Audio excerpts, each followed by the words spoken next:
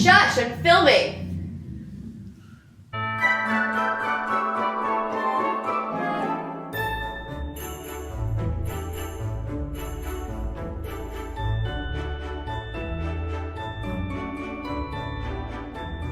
Welcome back to The Hot Child in the City. It's another Vlogmas video. I know I'm already slacking on the content, but the holidays are rough, okay? It's a tough time. I'm doing the best that I can, and I hope I'm not failing you. Electric chair. Today, we are going to be talking about The Nightmare Before Christmas. Let's get started. It actually wasn't directed by Tim Burton. It was directed by Henry Selick in his feature directorial debut.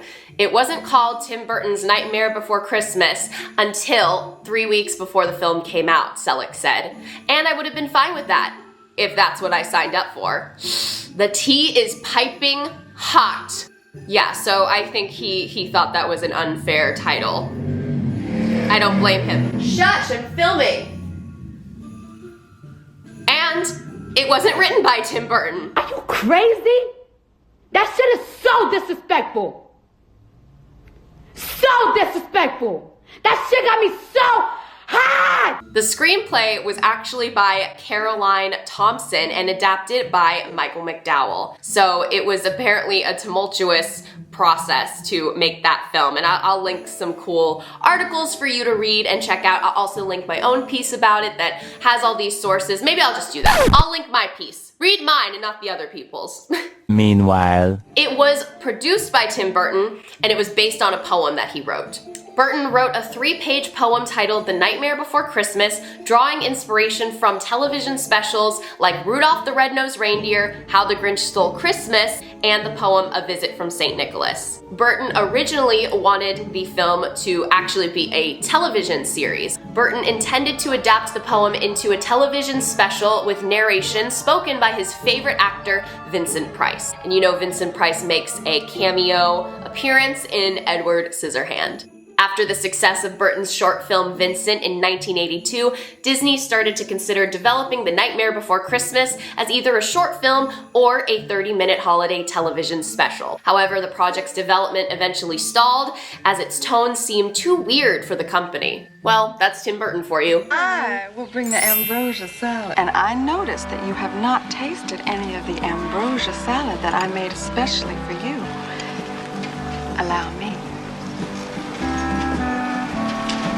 Yeah, hello, 911? And I'm sure you know this if you are a fan of the film, but Jack Skellington had 2 voice actors. We had Chris Sarandon doing the speaking voice, and Danny Elfman, who also composed the film, wrote all the music, and scores probably every Tim Burton project. He also wrote the Simpsons theme song and a bunch of Pee-wee's Playhouse, a bunch of other cool shit. Anyway, stop it.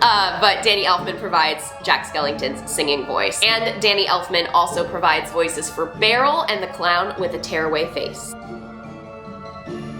Elfman never read the script. He wrote the entire score and songs based on stories Burton told him. Elfman actually prefers not to work from script, story, or concept, but 10 songs need to be written in advance of filmmaking. So that's pretty cool thinking about that he didn't have a lot of material, just like conversations with Tim Burton. Wouldn't you like to be a fly on the wall in that room? Maybe not, I don't know. Shooting began before the script was finished. Stop motion demands a great deal of time, so when Danny Elfman had mastered most of the film's songs, Selick plus a team of 13 specially trained animators and an army of prop makers, set builders, and camera operators got to work with a final screenplay. And that is from Mental Floss. That's where I got that source. That's the source where I got that info from. Hello? Sir Patrick Stewart provided the prologue narration for the film's soundtrack. Early on, The Nightmare Before Christmas planned to rely heavily on its poetic inspiration. Patrick Stewart was called in to read poetry that was intended for the film's opening and closing narration. The lengthy monologues were eventually pared down to a few lines, and those were reassigned to the film's Santa Claus, played by Edward Ivory. However, Stewart's version can be found in full on the film's soundtrack. So what do you think of The Nightmare Before Christmas?